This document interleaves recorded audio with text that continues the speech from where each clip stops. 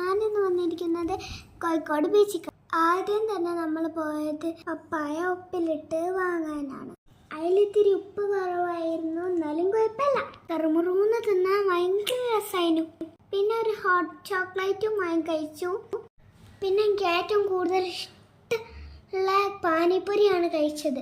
അത് നല്ല രസമുണ്ടായിരുന്നു, അടിപൊളിയായിരുന്നു.